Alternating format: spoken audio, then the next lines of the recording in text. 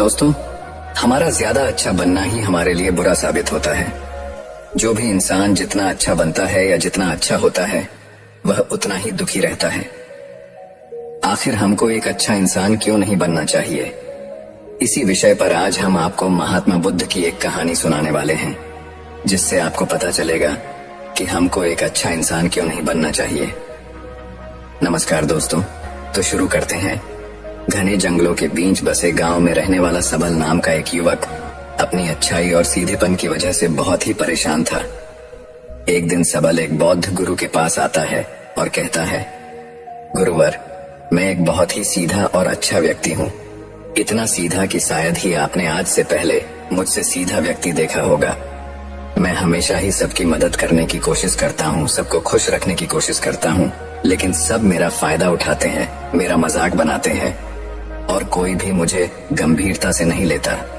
यहाँ तक कि मेरे घर वाले भी मेरी इज्जत नहीं करते और ना ही घर के किसी महत्वपूर्ण काम में मेरी राय लेते, जबकि अपने दोनों भाइयों की तुलना में मैं सबसे ज्यादा काम भी करता हूँ।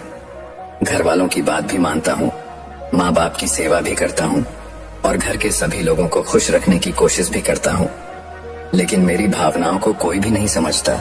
सब मेरा फायदा ही उठाते हैं। आखिर मेरे साथ ही ऐसा क्यों होता है?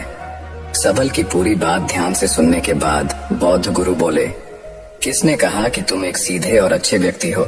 असल में तुम एक अच्छे व्यक्ति होने का दिखावा कर रहे हो। यह सुनते ही सबल को बुरा महसूस हुआ, लेकिन वो फिर भी बौद्ध गुरु की बात सुनता रहा। बौद्ध गुरु ने उससे पूछा, अच्छा बताओ कि तुम हर व्यक्ति की मदद क्यों करना चाहते हो? क्यों तुम सबको खुश रखने की कोशिश करते हो? सबल ने कहा, गुरुवर, मैं सबकी मदद इसलिए करता हूँ ताकि सामने वाला मुझे भी खुश रखे, मेरी बात माने, मेरी इज्जत करे, मेरी भावनाओं को समझे और मुझे एक अच्छा इंसान माने। बौद्ध गुरु ने कहा, बस यही तुम्हारी समस्या है कि तुम दूसरों को खुश रखने का प्रयास कर रहे हो ताकि वो भी तुम्हें खुश रखे। तुम अपनी खुशी दूसरों के अंदर ढूंढ रहे हो। तुम दूसरों की नजरों में अच्छा बनने और खुद की तारीफ सुनने के लिए सामने वाले की जी हुजूरी कर रहे हो और फिर उम्मीद कर रहे हो कि सामने वाला भी तुम्हारे साथ वैसा ही व्यवहार करेगा। तो तुम गलत हो, क्योंकि कोई भी ऐसे व्यक्ति को गंभीरता से नहीं लेता जो लोगों की हर बात में हाँ मिलाता हो। अब मैं तुम्हें कुछ ऐसी आदतें बताता हूँ जो तुम और तुम्हारे जैसे खुद को अच्छा मानने वाले लोगों के अंदर होती हैं। पहली आदत, खुद को अच्छा मानने वाले लोग ये दिखाने की कोशिश करते हैं कि वो लोगों का ध्यान रखते हैं। उन्हें लोगों की चिंता है, इसलिए वे सबकी मदद करने पहुंच जाते हैं, फिर चाहे सामने वाले को उनकी मदद की जरूरत हो या ना हो। दूसरी आदत, खुद को अच्छा मानने वाले लोग दूसरों से खुद की तारीफ के भूखे होते हैं, इसलिए वो ज्यादातर मौकों पर वही काम करते हैं जिससे सामने वाला खुश हो और उनकी तारीफ करें। अगर उन्हें लगता है कि किसी काम से सामने वाला नाराज हो जाएगा तो वह उस काम को हाथ तक नहीं लगाते। तीसरी आदत, खुद को अच्छा मानने वाले लोगों को लगता है कि उन्हें अपनी कमियों और कमजोरियों को दूसरे लोगों से छुपाना चाहिए, क्योंकि उन्हें लगता है कि अगर दूसरों को उनकी कमियों और गलतियों के बारे में पता चल गया तो लोग उनका मजाक बनाएंगे, उनकी बेइज्जती करेंगे, उन पर गुस्सा होंगे और उन्हें एक कमजोर व्यक्ति मानेंगे। चौथी आदत, अच्छे लोग खुद की जरूरतों, खुद की प्राथमिकताओं को सबसे ऊपर रखने से डरते हैं, क्योंकि उन्हें लगता है कि ऐसा करने से दूसरे लोग उन्हें स्वार्थी समझेंगे और फिर वो लोगों की नजरों में एक अच्छे इंसान नहीं रह जाएंगे।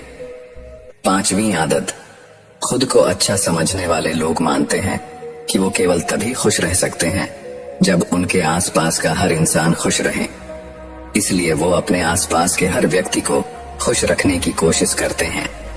अब तुम्हें सुनने में लग सकता है कि इन आदतों में क्या बुराई है, सबका भला करना तो अच्छी बात है, लेकिन समस्या यह है कि खुद को अच्छा समझने वाले लोग असल में जैसे दिखते हैं वैसे होते नहीं, यह अंदर से कुछ और ही होते हैं। जैसे कि पहला, अच्छाई का दिखावा करने वाले लोग ज्यादातर मौकों पर ईमानदार नहीं होते, क्योंकि वो अच्छा बनने के चक्कर में दूसरों की बुराई को भी छिपा देते हैं। ये लोग सामने वाले को कभी भी उसकी गलतियां नहीं बताते और केवल वही बोलते और करते हैं जिससे सामने वाला खुश रहे। दूसरा, खुद को अच्छा समझने वाले लोग दूसरों को खुश करने के पीछे इतने पागल होते हैं कि वो कई बार जरूरी और दूसरों के लिए आवश्यक बातों और कामों को भी उनसे छिपा के रखते हैं और उन्हें बताते नहीं, ताकि सामने वाला उनसे खुश रहे। तीसरा, अच्छे लोग अपनी जरूरतों और अपने कामों को महत्व नहीं देते, इसीलिए ये अपना कार्य किसी दूसरे से करवाने से घबराते हैं। चौथा, खुद को अच्छा मानने वाले लोग केवल पाने की उम्मीद से ही कुछ देते हैं।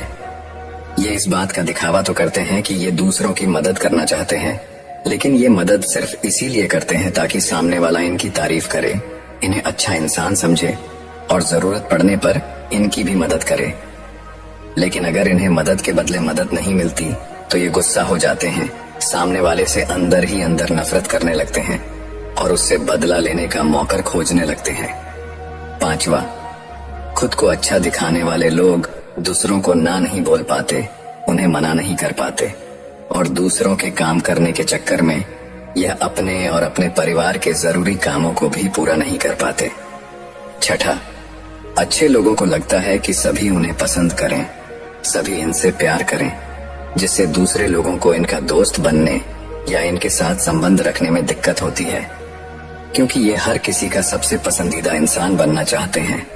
ये सारी बातें सुनने के बाद सबल ने बौद्ध गुरु से कहा, तो आपके कहने का मतलब है कि हम एक अच्छे इंसान ना बने बल्कि एक बुरे इंसान बन जाएं और लोगों का फायदा उठाएं। बौद्ध गुरु ने मुस्कुराते हुए कहा, नहीं, मैं तुम्हें बुरा इंसान बनने के लिए नहीं कह रहा, लेकिन हाँ, तुम्हें बहुत सीधा इंसान भी नहीं बनना। और मैं तुम्हें बताता हूं कि एक व्यक्ति को कैसा इंसान बनने का प्रयास करना चाहिए। तुम्हें एक सीधा या दूसरों की नजरों में अच्छा इंसान बनने की तुलना में एक सुलझा हुआ इंसान बनने का प्रयास करना चाहिए। एक सुलझा हुआ इंसान वो होता है जिसे सबसे अच्छा इंसान बनने का कोई शौक नहीं है। वो जैसा है वैसा ही खुद को पसंद करता है। वो जानता है कि वो एक इंसान है और उसमें बहुत सी कमियां हैं और वो अपनी कमियों को स्वीकारता भी है। एक सुलझा हुआ इंसान ये भी अच्छे से जानता है कि उसकी और उसके परिवार की कुछ महत्वपूर्ण जरूरतें हैं जिन्हें उसे ऊपर रखना होगा, वरना उसके साथ साथ उसके परिवार का जीवन भी परेशानियों में पड़ जाएगा। हो सकता है कि उसकी ऐसी सोच की वजह से उसके आसपास के लोग, उसके मित्र या रिश्तेदार उससे नाराज हो जाएं, लेकिन वो इसे भी स्वीकारता है। यहाँ पर बात स्वार्थी होने की नहीं, बल्कि जीवन की सच्चाई को स्वीकारने की है, क्योंकि तुम बुद्ध नहीं हो गए हो कि तुम्हारी कोई इच्छाएं नहीं है, किसी से कोई उम्मीद नहीं है या कोई जरूरतें शेष नहीं रही। तुम एक साधारण इंसान हो और एक साधारण इंसान की सोच के साथ अगर तुम सबको खुश रखने का प्रयास करोगे तो तुम हमेशा दुखी रहोगे, क्योंकि तुम्हारी भी सामने वाले से उम्मीदें बढ़ेगी और जब वो उम्मीदें पूरी नहीं होगी तो तुम दुखी हो जाओगे। इसीलिए जो इंसान सबको यह कहता है कि मैं सबकी मदद करूंगा, सबको खुश रखूंगा और मुझे बदले में किसी से कुछ भी नहीं चाहिए, यहाँ तक कि अपनी तारीफ भी नहीं, तो पहले उस इंसान को बुद्धत्व प्राप्त कर लेना चाहिए, क्योंकि एक आत्मज्ञान प्राप्त व्यक्ति ही किसी से कोई उम्मीद नहीं रखता, क्योंकि आत्मज्ञान को प्राप्त करना सबके बस की बात नहीं है। इसीलिए तुम्हें इस जीवन के सत्य को स्वीकारना होगा और खुद को शोषण का शिकार व दुखी होने से बचाने के लिए एक सीधा इंसान बनने की बजाय एक सुलझा हुआ इंसान बनने का प्रयास करना होगा। अब मैं तुम्हें बताता हूं कि एक सुलझे हुए इंसान में क्या क्या विशेषताएं होती हैं। पहली विशेषता, ये अपनी और अपने चाहने वालों की जरूरतों को ऊपर रखते हैं। इसका मतलब ये नहीं है कि ये लोग दूसरों की जरूरतों को कम समझते हैं या फिर दूसरों को गिराकर खुद आगे बढ़ने की कोशिश करते हैं, बल्कि इसका मतलब यह है कि ये लोग दूसरों की फालतू जरूरतों के लिए तब तक उपस्थित नहीं होते जब तक कि इनकी खुद की महत्वपूर्ण जरूरतें पूरी ना हो जाएं। हालांकि अगर कोई इंसान सच में मुसीबत में फंसा हुआ है और उसे इनकी सहायता की सच में जरूरत है, तब ये अपने महत्वपूर्ण कामों को पीछे रखकर भी उसकी सहायता के लिए उपस्थित हो जाते हैं और ये अपने से कमजोर और जरूरतमंद लोगों की भी अपनी हैसियत के अनुसार सहायता करने के लिए तैयार रहते हैं। बस ये अपना बेवजह शोषण नहीं होने देते और इस बात पर भरोसा रखते हैं कि अगर इन्हें सच में किसी की सहायता करनी है तो पहले इन्हें उसकी सहायता करने के लायक बनना होगा, और लायक और सक्षम बनने के लिए इन्हें अपनी जरूरतों का भी ध्यान रखना होगा।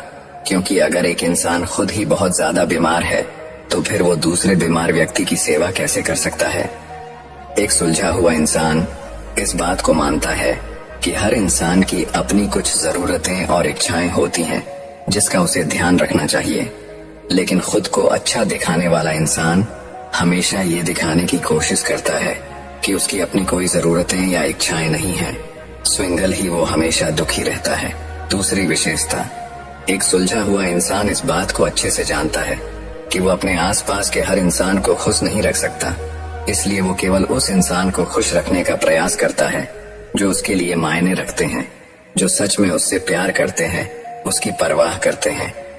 लेकिन अगर उसकी बहुत कोशिश करने के बाद भी सामने वाला उससे दूरी बनाने का प्रयास करता है, उससे खुश नहीं रहता, तो फिर एक सुलझा हुआ इंसान ऐसे व्यक्ति से दूरी बनाने से भी पीछे नहीं हटता। फिर चाहे वो उसका कोई परिवारजन हो, सगे संबंधी हो या फिर मित्र ही क्यों न हो, क्योंकि वो किसी की जबरदस्ती चापलूसी नहीं कर सकता, सिर्फ उसे खुश रखने सामने वाले की नजरों में अच्छा इंसान बनने के लिए। इस तरह वह खुद को बेवजह दुखी होने से बचा लेता है। लेकिन जो अच्छा होने का दिखावा करते हैं वो सबको खुश करने के चक्कर में अपने जीवन के सबसे महत्वपूर्ण इंसान को ही दुखी कर बैठते हैं, जो कि वो खुद है। तीसरी विशेषता, एक सुलझा हुआ इंसान वैसा जीवन जीने का प्रयास करता है जैसा वो जीना चाहता है। वो सिर्फ किसी दूसरे को खुश करने के लिए अपने जीने का तरीका नहीं बदलता। इसका मतलब ये नहीं है कि उनके जीने का तरीका ऐसा है जिससे लोगों को समस्या हो। वो बस दूसरे क्या कहेंगे इस चक्कर में अपना मन मार कर नहीं रहता और खुलकर पूरे जोश और उत्साह के साथ अपना जीवन जीता है। उसे अपनी पसंद नापसंद पता होती है, इसलिए वो वही करता है जिसमें उसे खुशी मिलती है। उसे अच्छे से पता होता है कि वह कौन है, उसे अपने आप पर भरोसा होता है, इसलिए उसे किसी इंसान को छुपी चापलूसी करके खुद को अच्छा दिखाने या खुद की तारीफ सुनने की जरूरत नहीं होती। बौद्ध गुरु ने आगे कहा, अगर तुम अपने जीवन से संतुष्ट नहीं हो तो अपने आप से 2 प्रश्न पूछो। पहला, क्या मैं अपने लिए वो जिंदगी बना रहा हूँ जो मैं असल में अपने लिए चाहता हूँ? और दूसरा, अगर मैं नहीं बना रहा तो क्यों नहीं बना रहा? जब तुम इन दोनों सवालों के बारे में गहराई से विचार करोगे तब तुम जान पाओगे कि तुम अपनी मनचाही जिंदगी सिर्फ इसलिए नहीं बना पा रहे हो क्योंकि तुम दूसरों के सामने अच्छा बनने का प्रयास कर रहे हो, जिसकी वजह से तुम अपने लक्ष्यों और जरूरतों को प्राथमिकता नहीं देते हो और दूसरों को ही खुश करने में लगे रहे हो। इसलिए अगर तुम एक खुशहाल और मनचाही जिंदगी जीना चाहते हो तो एक सुलझा हुआ इंसान बनने का प्रयास करो, ना कि सीधा इंसान। इतना कहकर बौद्ध गुरु मौन हो गए। सबल को भी अब समझ आ चुका था कि उसे एक सुलझा हुआ इंसान बनना है, ना कि सीधा। सबल ने इतनी अमूल्य जानकारी के लिए बौद्ध गुरु का धन्यवाद किया और वहां से चला गया। दोस्तों, अगर हमारा मन खाली हो जाए तो हम उसमें कुछ ऐसी चीज डाल सकते हैं, कुछ ऐसे विचार डाल सकते हैं जिससे हम अपनी मन की बकबक को शांत कर सकते हैं और हमारा मन हमारे अनुसार कार्य करे। हमारे मन में जो विचारों का सैलाब चलता रहता है उसे हम शांत कर सकते हैं, और अगर एक बार हमारा मन शांत हो जाए तो फिर हम मन से जो चाहे वो करवा सकते हैं।